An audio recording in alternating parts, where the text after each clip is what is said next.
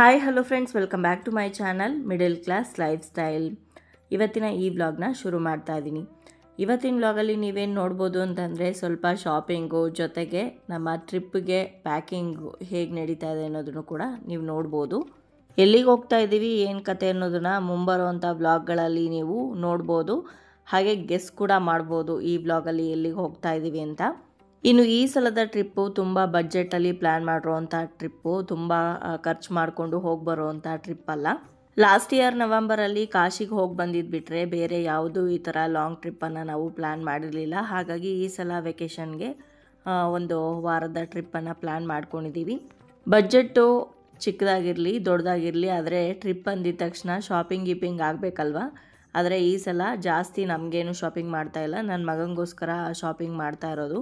ಅವನಿಗೆ ಸ್ವಲ್ಪ ಪ್ಯಾಂಟ್ಗಳೆಲ್ಲ, ಎಷ್ಟೇ ಪ್ಯಾಂಟ್ಗಳು ತೊಗೊಂಡ್ರು ಮಕ್ಕಳಿಗೆ ಬೇಗನೆ ಹಳೇದು ಮಾಡ್ಕೊಂಬಿಡ್ತಾರೆ ಅಥವಾ ಅರ್ಧ ಹಾಕ್ಕೊಂಬಿಡ್ತಾರೆ. ಹಾಗಾಗಿ ಟ್ರಿಪ್ಪಿಗೆ ಎಷ್ಟು ಅಗತ್ಯ ಇದೆಯೋ ಅದಕ್ಕಿಂತ ಸ್ವಲ್ಪ ಜಾಸ್ತಿನೇ ಶಾಪಿಂಗ್ ಮಾಡ್ಕೊಂಡ್ವಿ, ಮನೆಯೆಲ್ಲ ಹಾಕೊಳ್ಳೋದಕ್ಕೆ, ಜೊತೆಗೆ ಅವ್ನಿಗೆಲ್ಲಾದರೂ ಹೋಗಿ ಬರೋದಕ್ಕೆಲ್ಲ ಬೇಕಾಗತ್ತೆ ಅಂತ ಹೇಳಿ. ಟ್ರಾವೆಲಿಂಗ್ ಅನ್ನೋದು ನನಗೊಂಥರ ಪ್ಯಾಷನ್ ಅಂತ ಹೇಳ್ಬೋದು. ತುಂಬಾ ಖುಷಿ ಕೊಡುತ್ತೆ ನನಗೆ ಎಲ್ಲಿಗಾದರೂ ಟ್ರಿಪ್ ಹೋಗಿ ಬರಬೇಕು ಅಂತ ಅಂದರೆ. ಇನ್ನು ನಾವು ಯಾವ ಥರ ಟ್ರಿಪ್ ಪ್ಲ್ಯಾನ್ ಮಾಡ್ತೀವಿ ಅಂತಂದರೆ, ಈ ಕಡೆ ಪುಣ್ಯಕ್ಷೇತ್ರಗಳ ದರ್ಶನ ಕೂಡ ಮಾಡಬೇಕು, ಜೊತೆಗೆ ಎಂಜಾಯ್ ಕೂಡ ಮಾಡಬೇಕು. ಆ ರೀತಿ ಎರಡೂ ಕಾಂಬಿನೇಷನಲ್ಲಿ ಇರೋ ಥರ ಪ್ಲೇಸಸ್ನೇ ಸೆಲೆಕ್ಟ್ ಮಾಡಿರ್ತೀವಿ. ಈ ಸಲದ ಟ್ರಿಪ್ ಕೂಡ ಹಾಗೇ ಇದೆ. ಆ ಪುಣ್ಯಕ್ಷೇತ್ರದ ದರ್ಶನವೂ ಕೂಡ ಆಗುತ್ತೆ, ಜೊತೆಗೆ ನಾವು ಎಂಜಾಯ್ ಕೂಡ ಮಾಡ್ತೀವಿ. ಇನ್ನು ಈ ಸಲದ ಟ್ರಿಪ್ ಏನಿದೆ ಅದು ಬಡ್ಜೆಟ್ ಫ್ರೆಂಡ್ಲಿ ಅಂತ ಹೇಳಿದ್ನಲ್ವ, ತುಂಬ ಕಡಿಮೆ ಖರ್ಚಲ್ಲಿ ಹೋಗಿ ಬರ್ತಾ ಇರೋವಂಥ ಟ್ರಿಪ್ಪು. ಹಾಗಾಗಿ ಈ ಸಲ ನಾವು ಟ್ರೈನಲ್ಲಿ ಜರ್ನಿ ಮಾಡ್ತಾಯಿದ್ದೀವಿ. ಆಲ್ಮೋಸ್ಟ್ ಒಂದು ಸೈಡೇ ನಮಗೆ 30 hours ಜರ್ನಿ ಇದೆ.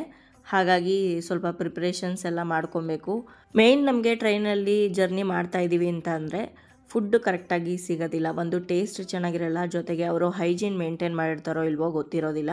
ಜೊತೆಗೆ ಈ ಟ್ರಿಪ್ಪು ಬಡ್ಜೆಟ್ ಟ್ರಿಪ್ ಅಲ್ವಾ, ಹಾಗಾಗಿ ಸ್ವಲ್ಪ ಖರ್ಚು ಎಲ್ಲ ಕಡಿಮೆ ಮಾಡಬೇಕು ಅಂತಂದರೆ ಮನೆಯಲ್ಲಿಂದನೇ ಸ್ವಲ್ಪ ಫುಡ್ನೆಲ್ಲ ಪ್ರಿಪೇರ್ ಮಾಡ್ಕೊಂಡು ಹೋಗಬೇಕು. ಒಂದು 3 ಟೈಮ್ಸ್ಗಾದರೂ ಆಗೋ ರೀತಿ ಅಡುಗೆನೆಲ್ಲ ರೆಡಿ ಮಾಡ್ಕೊಂಡು ಹೋಗಬೇಕಾಗತ್ತೆ.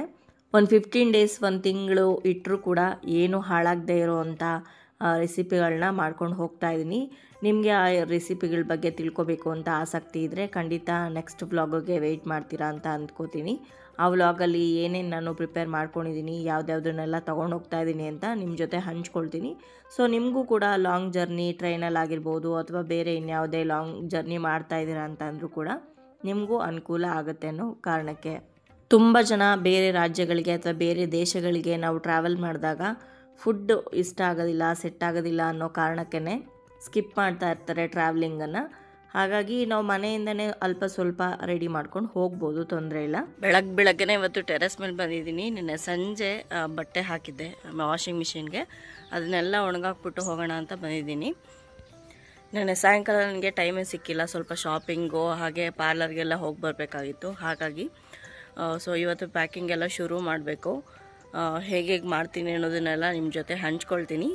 ಬನ್ನಿ ಹಾಗಿದ್ರೆ ವ್ಲಾಗನ್ನು ಶುರು ಮಾಡೋಣ.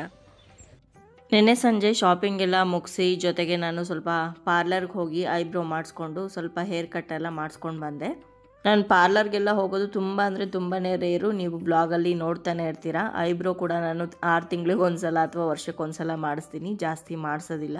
ಯಾಕಂದರೆ ನನಗೆ ಸ್ವಲ್ಪ ಅಲರ್ಜಿ ಇದೆ. ಐಬ್ರೋಸ್ ಎಲ್ಲ ಹೇರ್ನ ರಿಮೂವ್ ಮಾಡುವಾಗ ನನಗೆ ಸೀನ್ಗಳು ಬರುತ್ತೆ, ಆಕ್ಷಿ ಬರುತ್ತೆ. ಹಾಗಾಗಿ ಜಾಸ್ತಿ ಎಲ್ಲ ನಾನು ಐಬ್ರೋಸ್ ಎಲ್ಲ ಮಾಡಿಸೋದಿಲ್ಲ.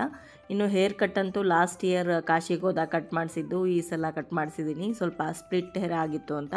ತುಂಬ ಹಿಂದಿನಿಂದ ನನ್ನ ಬ್ಲಾಗ್ಗಳನ್ನು ನೋಡ್ಕೊಂಡು ಬಂದಿರೋರಿಗೆ ಗೊತ್ತಿರುತ್ತೆ. ಹಾಗೆ ಕಮೆಂಟ್ಸ್ ಕೂಡ ಹಾಕಿರ್ತಾರೆ ಅವರು, ನೀವು ತುಂಬ ಸಿಂಪಲ್ಲಾಗಿರ್ತೀರ, ಜೊತೆಗೆ ಯಾವುದೇ ಒಂದು ಆಡಂಬರ ತೋರ್ಪಡಿಕೆಯನ್ನು ಮಾಡೋದಿಲ್ಲ ಅಂತ. ಬೇಸಿಕಲಿ ವ್ಲಾಗಿಂಗ್ ಚಾನಲ್ನ ಮಾಡ್ತಾಯಿದ್ದೀವಿ ಅಂತಂದರೆ ನಾವೇನಿರ್ತೀವೋ ಅದನ್ನೇ ತೋರಿಸ್ಬೇಕಾಗತ್ತೆ.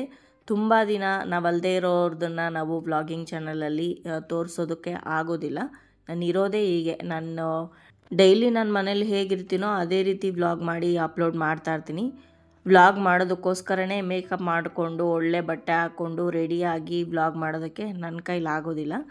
ಇವಾಗ ಕೆಲವೊಬ್ಬರಿಗೆ ಕೆಲವೊಂದು ಪ್ರಾಬ್ಲಮ್ಗಳಿರುತ್ತೆ. ಇವಾಗ ನನಗೆ ಇವತ್ತು ತಲೆಗೆ ಸ್ನಾನ ಮಾಡಿದೆ ಅಂತಂದರೆ ಮಾರನೇ ದಿವಸಕ್ಕೆ ನನಗೆ ಇಮಿಡಿಯೇಟಾಗಿ ತಲೆಗೆ ಎಣ್ಣೆ ಹಚ್ಚಲೇಬೇಕು, ಇಲ್ಲಾಂದರೆ ತಲೆನೋವು ಬಂದುಬಿಡುತ್ತೆ. ಪದೇ ಪದೇ ನನಗೆ ತಲೆಗೆ ಸ್ನಾನ ಮಾಡೋದಕ್ಕಾಗಲ್ಲ, ಎಣ್ಣೆ ಹಚ್ಕೊಂಡೇ ಇರ್ತೀನಿ ವಾರ ಪೂರ್ತಿ. ನಾನು ಇರೋ ಹಾಗೇ ತೋರಿಸ್ಬೇಕಲ್ವ, ನಾನು ಅಲ್ಲದೆ ಇರೋದನ್ನು ತೋರಿಸಿ ಮತ್ತೆ ಮುಂದೊಂದು ದಿನ ನೀವೇ ಬಂದ್ಬಿಟ್ಟು ಕಮೆಂಟ್ ಹಾಕ್ತೀರಾ, ನೀವಿರೋದೇ ಬೇರೆ ತೋರಿಸ್ತಾ ಇರೋದೇ ಬೇರೆ ಅಂತ. ಅದೆಲ್ಲ ಯಾಕೆ ಅಂತ ಹೇಳಿ, ನಾನು ಹೇಗಿದ್ದೀನೋ, ನನ್ನ ಲೈಫ್ ಸ್ಟೈಲ್ ಹೇಗಿದೆಯೋ ಅದನ್ನೇ ನಿಮ್ಮ ಜೊತೆ ಟ್ರಾನ್ಸ್ಪರೆಂಟಾಗಿ ಇಟ್ಟಿದ್ದೀನಿ. ಇನ್ನು ವ್ಲಾಗ್ಗೆ ವಾಪಸ್ ಬರೋದಾದರೆ, ಟ್ರಿಪ್ಪಿಗೆ ಯಾವ್ಯಾವ ಬಟ್ಟೆಗಳು ಬೇಕೋ ಅದನ್ನೆಲ್ಲ ಒಂದು ಸಲ ಹಾಕ್ಕೊಂಡು ಚೆಕ್ ಮಾಡಿ, ಅನಂತರ ಬೇಕಾಗಿರೋದು ಬೇಕಾಗದೇ ಇರೋದನ್ನೆಲ್ಲ ಹಾಕ್ಕೊಂಡಿದ್ದೀನಿ. ಇನ್ನೂ ಡಿಸೈಡ್ ಆಗಿಲ್ಲ ಯಾವುದ್ಯಾವುದನ್ನು ಸೆಲೆಕ್ಟ್ ಮಾಡಿ ಮಡಚಿ ಇಟ್ಕೋಬೇಕು ಅಂತ. ಒನ್ಸ್ ಡಿಸೈಡ್ ಆದಮೇಲೆ ನನ್ನ ಮಗಂದು ಹಾಗೆ ನನ್ನ ಹಸ್ಬೆಂಡ್ ಇಬ್ರದ್ದು ಫಸ್ಟು ಪ್ಯಾಕ್ ಮಾಡಿಬಿಟ್ಟು ಒಂದು ಸೂಟ್ ಕೇಸಲ್ಲಿ ಇಟ್ಬಿಟ್ಟಿದ್ದೀನಿ. ಇಬ್ರದ್ದು ಗಂಡು ಮಕ್ಕಳು ಬಟ್ಟೆ ಸ್ವಲ್ಪ ಕಡಿಮೆ ಅಲ್ವಾ, ಹಾಗಾಗಿ ಇಬ್ರದ್ದು ಒಂದೇ ಸೂಟ್ ಕೇಸ್ಗೆ ಪ್ಯಾಕ್ ಮಾಡ್ಕೊಂಡಿದ್ದೀನಿ. ಇನ್ನೊಂದು ಸೂಟ್ ಕೇಸಲ್ಲಿ ನನ್ನ ಬಟ್ಟೆಗಳು ಜೊತೆಗೆ ಬೆಡ್ಶೀಟ್ಗಳು ಬೇಕಾಗತ್ತೆ, sweaters, towel, hand bag, extra ಚಪ್ಪಲ್ಗಳು ಬೇಕಾದರೆ ಅದನ್ನು ಸಪ್ರೇಟಾಗಿ ಪ್ಯಾಕ್ ಮಾಡಿ ಇಟ್ಕೋಬೇಕು. ಟಾಯ್ಲೆಟ್ರಿ ಐಟಮ್ಸ್, ಪೌಚು ಜೊತೆಗೆ ಮೇಕಪ್ ಪೌಚು ಇದನ್ನೆಲ್ಲನೂ ಕೂಡ ಸಪ್ರೇಟಾಗಿ ನನ್ನ ಸೂಟ್ ಕೇಸಲ್ಲಿ ಪ್ಯಾಕ್ ಮಾಡ್ತೀನಿ. ಈ ಸಲದ ಟ್ರಿಪ್ಪನ್ನು ಯಾವುದೇ ಪ್ಯಾಕೇಜಲ್ಲಿ ನಾವು ಹೋಗ್ತಾ ಇಲ್ಲ, ನಾವು ಓನಾಗಿ ಹೋಗ್ತಾ ಇದ್ದೀವಿ. ನಾವು ಎಕ್ಸ್ಪೀರಿಯೆನ್ಸ್ ಮಾಡಬೇಕು ಅಂಥೇಳಿ ಎಲ್ಲ ಹೊಸದು, ಯಾವುದೇ ರೂಮ್ನಾಗಲಿ ನಾವು ಪ್ರೀ ಬುಕ್ ಮಾಡಿಲ್ಲ ಅಥವಾ ಯಾವುದೇ ವೆಹಿಕಲ್ನೂ ಹೈರ್ ಮಾಡಿಲ್ಲ.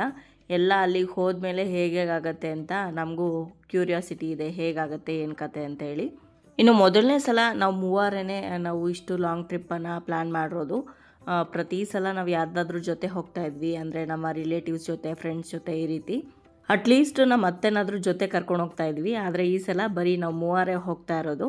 ಹಾಗಾಗಿ ಲಗೇಜನ್ನು ಕೂಡ ಕಡಿಮೆನೇ ನಾವು ಮಾಡ್ಕೊಬೇಕಾಗತ್ತೆ. ಮೇಯ್ನಾಗಿ ಬಟ್ಟೆಗಳದ್ದೆಲ್ಲ 2 ಸೂಟ್ ಕೇಸ್ನ ಪ್ಯಾಕ್ ಮಾಡ್ಕೊಂಡಿದ್ದೀವಿ. ಒಂದು ಬ್ಯಾಕ್ ಪ್ಯಾಕನ್ನು ಇಟ್ಕೊಂಡಿದ್ದೀವಿ, ಅದರಲ್ಲಿ ಎಮರ್ಜೆನ್ಸಿ ಏನಾದರೂ ಮೆಡಿಸನ್ಸು, ಜೊತೆಗೆ ID card, train ticket, tripod, phone charger, headphones, ಜೊತೆಗೆ 30 ಗಂಟೆ ಹೇಗೆ ಟೈಮ್ ಸ್ಪೆಂಡ್ ಮಾಡಬೇಕಲ್ವ ಟ್ರೈನಲ್ಲಿ, ಓದೋದಕ್ಕೆ ಪುಸ್ತಕ, ನನ್ನ ಮಗಂಗೆ ಸ್ವಲ್ಪ ಡ್ರಾಯಿಂಗಿಗೆಲ್ಲ ಕಲರ್ಸು ಅದನ್ನೆಲ್ಲ ಇಟ್ಕೊಂಡಿದ್ದೀವಿ ಆ ಪುಸ್ತಕದಲ್ಲಿ. ಯಾಕಂದರೆ ಯಾವಾಗಲೂ ನಾವು ಟ್ರೈನಲ್ಲಿ ಸೂಟ್ ಕೇಸನ್ನು ಓಪನ್ ಮಾಡಿ ಎಲ್ಲವುದು ತೆಗೆಯೋದಕ್ಕಾಗಲ್ಲ ಅಂಥೇಳಿ ಈ 2 ಸೂಟ್ ಕೇಸ್ ಜೊತೆ ಒಂದು ಬ್ಯಾಕ್ ಪ್ಯಾಕು, ಜೊತೆಗೆ ಫುಡ್ಡದ್ದು ಸಪ್ರೇಟ್ ಒಂದು ಬ್ಯಾಗ್ ಮಾಡ್ಕೊಂಡಿದ್ದೀವಿ. ಅದರಲ್ಲಿ ವಾಟರ್ ಬಾಟಲ್ಸು, ನಾವು ಪ್ರಿಪೇರ್ ಮಾಡ್ಕೊಂಡಿರೋವಂಥ ಫುಡ್ಡು, ಜೊತೆಗೆ ಸ್ವಲ್ಪ ಫ್ರೂಟ್ಸು, ಸ್ನ್ಯಾಕ್ಸು ಇದನ್ನೆಲ್ಲ ಇಡೋದಕ್ಕೆ ಅಂತ ಸಪ್ರೇಟಾಗಿ ಒಂದು ಬ್ಯಾಗ್ನ ಮಾಡ್ಕೊಂಡಿದ್ದೀವಿ. ಆ ಬ್ಯಾಗು ಬಟ್ಟೆ ಬ್ಯಾಗ್ ಥರ ತೊಗೊಂಡಿದ್ದೀವಿ. ಯಾಕಂದರೆ ಅದು ಫುಡ್ ಐಟಮ್ಸ್ ಎಲ್ಲ ಖಾಲಿ ಆದಮೇಲೆ ಮತ್ತೆ ಅದು ಸಪ್ರೇಟ್ ಬ್ಯಾಗೆಲ್ಲ ಇಟ್ಕೊಳ್ಳೋದು ಬೇಡ, ಅದನ್ನು ಮಡಚಿಬಿಟ್ಟು ನಮ್ಮ ಸೂಟ್ ಕೇಸ್ ಒಳಗಡೆ ಇಟ್ಕೊಳ್ಳೋ ರೀತಿ ಪ್ಲ್ಯಾನ್ ಮಾಡಿಕೊಂಡು ನಾವು ಬ್ಯಾಗನ್ನು ತೊಗೊಂಡಿದ್ದೀವಿ. ಇನ್ನು ಎಲ್ಲಿಗಾದರೂ ಟ್ರಿಪ್ಪು ಪ್ಲ್ಯಾನ್ ಮಾಡಿದಾಗ ಎಕ್ಸ್ಟ್ರಾ ಬ್ಯಾಗ್ಗಳು ಹಾಗೆ ಕವರ್ಗಳನ್ನ ಸ್ವಲ್ಪ ತೊಗೊಂಡೋದ್ರೆ ಒಳ್ಳೆಯದು. ಮೈಲ್ಗೆ ಬಟ್ಟೆಗಳನ್ನ ಇಟ್ಕೊಳ್ಳೋದಕ್ಕಾಗಿರ್ಬೋದು, ಅಥವಾ ಅಲ್ಲಿಂದ ಪ್ರಸಾದ ಏನಾದರೂ ತೊಗೊಂಡು ಬರಬೇಕು ಅಂದ್ರೂ ಮಡಿಯಿಂದ ತೊಗೊಂಬರ್ಬೇಕಾಗತ್ತೆ. ಬೇರೆಯವ್ರಿಗೆ ಕೊಡೋದಕ್ಕೆಲ್ಲ ಶಾಪಿಂಗು ಕೂಡ ಮಾಡ್ತೀವಲ್ವ, ಅದನ್ನೆಲ್ಲ ಇಟ್ಕೊಂಬರೋದಕ್ಕೆ ಎಕ್ಸ್ಟ್ರಾ ಬ್ಯಾಗ್ಗಳು ಬೇಕಾಗತ್ತೆ. ಹಾಗಾಗಿ 1, 2, 3 ಬಟ್ಟೆ ಬ್ಯಾಗ್ಗಳನ್ನ ತೊಗೊಂಡ್ರೆ ಒಳ್ಳೆಯದು. ಅದರ ಜೊತೆ ಕವರ್ಸ್ಗಳು ಕೂಡ ಬೇಕಾಗತ್ತೆ. ಇನ್ನು ಬಟ್ಟೆಗಳನ್ನ ಪ್ಯಾಕ್ ಮಾಡುವಾಗೂ ಕೂಡ ನೀವು ಎಷ್ಟು ದಿನ ಅಲ್ಲಿಡ್ತೀರೋ ಅನ್ನೋದ್ರ ಮೇಲೆ 1 ಅಥವಾ 2 ಜೊತೆ ಬಟ್ಟೆಗಳನ್ನ ಎಕ್ಸ್ಟ್ರಾ ಇಟ್ಕೊಳ್ಳಿ.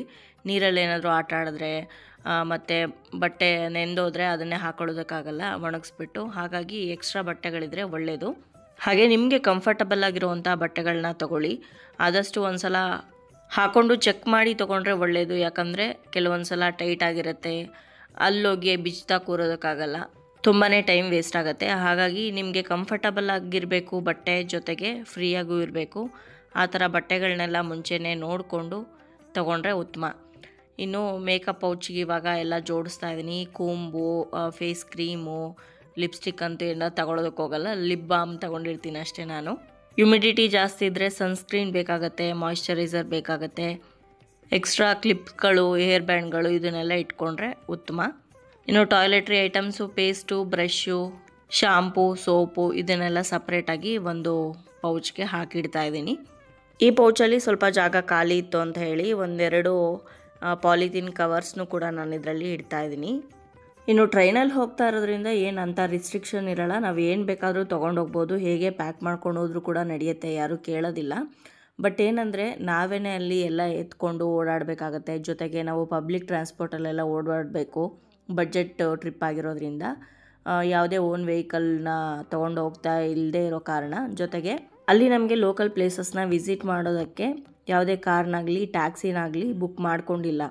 ಎಲ್ಲವೂ ಆಲ್ಮೋಸ್ಟ್ ಹತ್ತಿರದಲ್ಲೇ ಇದೆ, ತುಂಬ ದೂರದಲ್ಲಿರೋವಂಥ ಪ್ಲೇಸಸ್ಸು ಯಾವುದೂ ಇಲ್ಲ. ಅಂದರೆ ಒಂದು 200-300 ಕಿಲೋಮೀಟ್ರ್ ಇರೋವಂಥ ಪ್ಲೇಸಸ್ ಯಾವುದೂ ಇಲ್ಲ. ಮ್ಯಾಕ್ಸಿಮಮ್ ಅಂದರೆ ಒಂದು 100 ಕಿಲೋಮೀಟ್ರ್ ಒಳಗಡೆ ಇರೋದು ಎಲ್ಲ ಪ್ಲೇಸಸ್ಸು. ಹಾಗಾಗಿ ನಾವು ಯಾವುದನ್ನು ಬುಕ್ ಮಾಡಿಲ್ಲ, ಎಲ್ಲನೂ ಅಲ್ಲಿ ಹೋದ್ಮೇಲೆ ಡಿಸೈಡ್ ಆಗೋದು. ಹಾಗಾಗಿ ನಾವು ತುಂಬ ಲಗೇಜ್ ಮಾಡಿಕೊಂಡ್ರೆ ನಮಗೆ ಕಷ್ಟ ಆಗುತ್ತೆ ಅಂತ ತುಂಬ ಕಡಿಮೆ ಲಗೇಜ್ನ ತೊಗೊಂಡಿದ್ದೀವಿ. ಆಲ್ಮೋಸ್ಟ್ ಪ್ಯಾಕಿಂಗ್ ಮುಗ್ದಿದೆ. ಇನ್ನು 2 ಡೇಸ್ ಬಿಫೋರೇ ನಾನು ಯಾವುದೇ ಟ್ರಿಪ್ ಆಗಲಿ ಪ್ಯಾಕಿಂಗ್ ಎಲ್ಲ ಮುಗಿಸ್ಕೊತೀನಿ, ಅದರಲ್ಲೂ ಈ ಲಾಂಗ್ ಟ್ರಿಪ್ಗಳೆಲ್ಲ ಇದ್ದರೆ. ಯಾಕಂದರೆ ಎಷ್ಟೇ ನಾವು ಮುತುವರ್ಜಿ ವಹಿಸಿ ಎಲ್ಲ ವಸ್ತುಗಳು ಇಟ್ಕೊಂಡ್ರೂ ಕೂಡ 1-2 ವಸ್ತುಗಳನ್ನ ಬಿಟ್ಟಿರ್ತೀವಿ. ಇನ್ನು 2 ಡೇಸ್ ಟೈಮ್ ಇರುತ್ತಲ್ಲ, ಆ ಟೈಮಲ್ಲಿ ಯಾವಾಗಾದರೂ ನೆನಪಾದಾಗ ತೆಗ್ದು ಅದರೊಳಗಡೆ ಹಾಕ್ಬಿಡ್ಬೋದು. ಅದೇ ಕೊನೆ ನಿಮಿಷದಲ್ಲಿ ನಾವೇನಾದರೂ ಪ್ಯಾಕಿಂಗ್ ಮಾಡಿಕೊಂಡ್ರೆ ಜಾಸ್ತಿ ವಸ್ತುಗಳನ್ನ ಬಿಟ್ಟಿರ್ತೀವಿ. ಮೇಯ್ನ್ ನಮ್ಗೆ ಬೇಕಾಗೋವಂಥ ವಸ್ತುಗಳನ್ನೇ ಮರೆತುಬಿಟ್ಟು ಹೋಗೋವಂಥ ಚಾನ್ಸಸ್ ಇರುತ್ತೆ. ಹಾಗಾಗಿನೇ ಮುಂಚೆನೇ ಪ್ಯಾಕ್ ಮಾಡಿ ಇಡ್ತೀನಿ ನಾನು. ಪ್ಯಾಕಿಂಗ್ ಶುರು ಮಾಡುವಾಗಂತೂ ಮನೆ ಅಲ್ಲೋಲ ಕಲ್ಲೋಲ ಆಗಿತ್ತು. ಇವಾಗೆಲ್ಲ ಒಂದು ಸಲ ಕ್ಲಿಯರ್ ಮಾಡಬೇಕು. ಎಲ್ಲ ಸೂಟ್ಕೇಸ್ನ ಪಕ್ಕಕ್ಕೆ ಇಟ್ಬಿಟ್ಟು ನೀಟಾಗಿ ಗುಡಿಸಿ ಸೋಫಾ ಎಲ್ಲ ಕ್ಲಿಯರ್ ಮಾಡಿ, ಜೊತೆಗೆ ದಿವಾನ್ ಮೇಲಿರೋದನ್ನೆಲ್ಲ ಹರಡಿರೋದನ್ನೆಲ್ಲ ತೆಗೆದು ಎತ್ತಿಡಬೇಕು. ಸೊ ಇದಾಗಿತ್ತು ಇವತ್ತಿನ ವ್ಲಾಗು. ಈ ವ್ಲಾಗಲ್ಲಿ ನಮ್ಮ ಟ್ರಿಪ್ಪಿಗೆ ಶಾಪಿಂಗು ಜೊತೆಗೆ ಪ್ಯಾಕಿಂಗನ್ನು ತೋರಿಸ್ಕೊಟ್ಟಿದ್ದೀನಿ. ಕೆಲವೊಂದು ಟಿಪ್ಸ್ಗಳನ್ನು ಕೂಡ ನಿಮ್ಮ ಜೊತೆ ಹಂಚ್ಕೊಂಡಿದ್ದೀನಿ. ನಿಮ್ಗೆ ಉಪಯೋಗ ಆಗ್ಬೋದು ಅಂತ ಭಾವಿಸಿದ್ದೀನಿ. ನೆಕ್ಸ್ಟ್ ವ್ಲಾಗಲ್ಲಿ ಏನೇನು ಫುಡ್ ತೊಗೊಂಡೋಗ್ತಾ ಇದ್ದೀವಿ ಅನ್ನೋದನ್ನು ತೋರಿಸ್ತೀನಿ. ಹಾಗೆ ಮುಂಬರೋವಂಥ ವ್ಲಾಗ್ಗಳಲ್ಲಿ ನಾವು ಎಲ್ಲಿ ಹೋಗ್ತಾ ಇದ್ದೀವಿ ಅನ್ನೋದನ್ನು ಕೂಡ ನೀವು ನೋಡ್ಬೋದು. ಸೊ ಇವತ್ತಿನ ಈ ವ್ಲಾಗ್ ನಿಮ್ಮೆಲ್ಲರಿಗೂ ಇಷ್ಟ ಆಗಿದೆ, ಉಪಯೋಗ ಆಗಿದೆ ಅಂತ ಭಾವಿಸ್ತೀನಿ. ಇಷ್ಟ ಆಗಿದ್ರೆ ಲೈಕ್ ಮಾಡಿ, ಬೇರೆಯವ್ರಿಗೂ ಕೂಡ ಶೇರ್ ಮಾಡಿ. ಹಾಗೆ ನಿಮ್ಮ ಅನಿಸಿಕೆ ಅಭಿಪ್ರಾಯವನ್ನು ಖಂಡಿತವಾಗ್ಲೂ ಕಮೆಂಟ್ ಮುಖಾಂತರ ಬರೆದು ತಿಳಿಸಿ. ಮತ್ತೊಂದು ಇಂಟ್ರೆಸ್ಟಿಂಗ್ ವ್ಲಾಗ್ ಜೊತೆಗೆ ನಿಮ್ಮನ್ನ ಮತ್ತೆ ಭೇಟಿ ಆಗ್ತೀನಿ. ಅಲ್ಲಿಯವರೆಗೂ ಧನ್ಯವಾದಗಳು. ಲೋಕ ಸಮಸ್ತ ಸುಖಿನೋ ಭವಂತು.